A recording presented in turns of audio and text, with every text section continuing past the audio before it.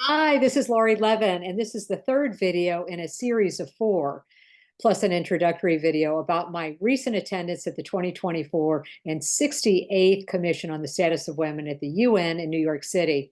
Heads of state and NGOs meet for 2 weeks at the UN each year to review progress on gender equality, identify obstacles to reaching it, create a set of standards, and develop practices to move us closer to gender equality worldwide.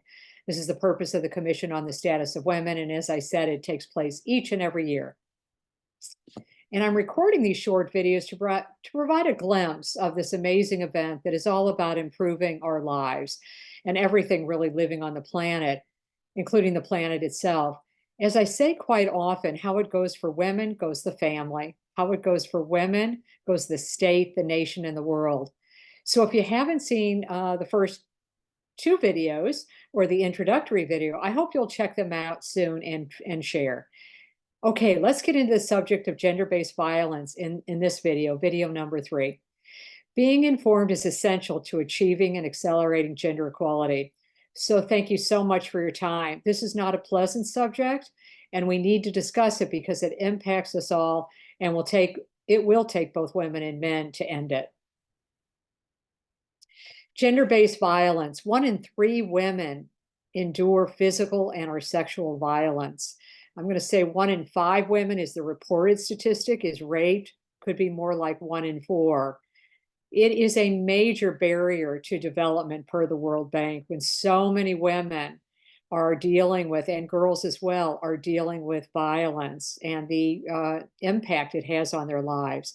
It's a human rights violation that is at epidemic rates. It is a roadblock to ending poverty.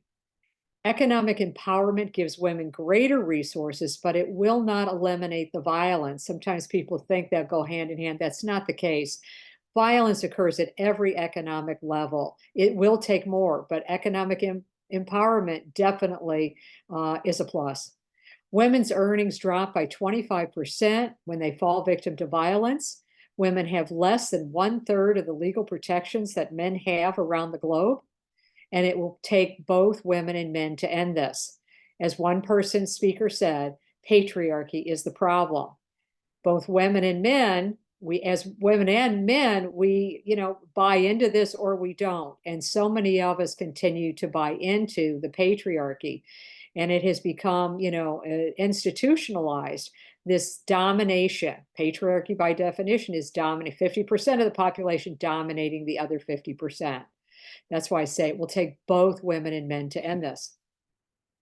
Gender-based violence. I want to speak to the other half of the equation because much of the time spent at the 2 events I attended about gender-based violence, men were speaking, and the impact on boys and men is huge as well. And we need to take a look at that and understand it. Men who grow up with violence at home and are bullied are most likely to use aggression in their relationships.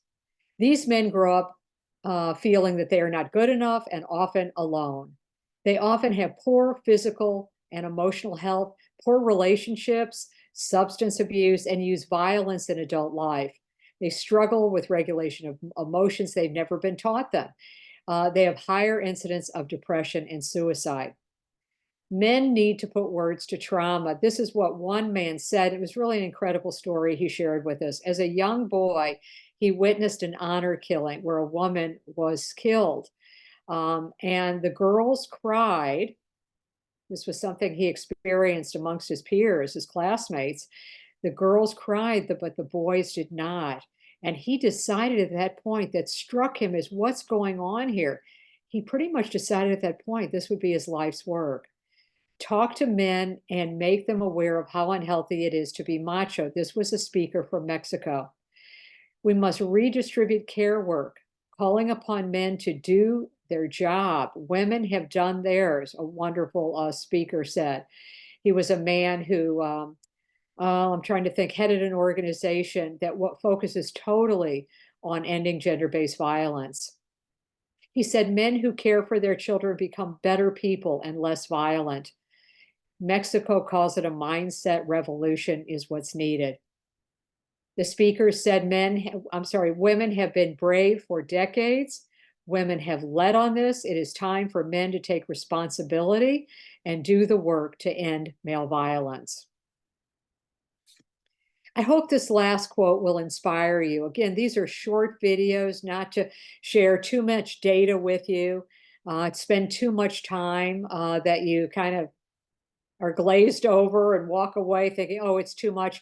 With just a few facts, with just a little bit of inspiration in terms of, the amount of support that is, the amount of work that is going on in the world, each of us can do our part. We become organically, I like to say, agents of transformation and change.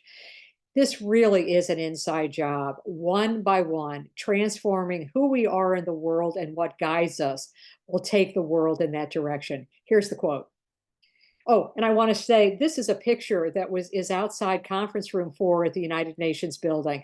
And I was running from session to session, as I found myself so often doing, in order to get a seat. The rooms were always packed. Beautiful picture. I had to stop and take a picture. And I wanted to put it next to this beautiful quote that I just love by L.R. Knost. Do not be dismayed by the brokenness of the world. All things break, and all things can be mended. Not with time, as they say, but with intention. So go, love intentionally, extravagantly, unconditionally. The broken world waits in darkness for the light that is you. Again, I want to stay in touch. Here's my contact information, my new website, my email, and my book, where I share the 7 habits of equality and habits of inequality as well, that most of us are living every day, that keep the patriarchy in place. With spiritual, mental, and physical well-being, we will rise to become the kind of people that put an end to the gender gap and create a more prosperous and peaceful world. So thank you so much for your time. I hope you'll check out the next video, video 4 on freedom. Thanks so much.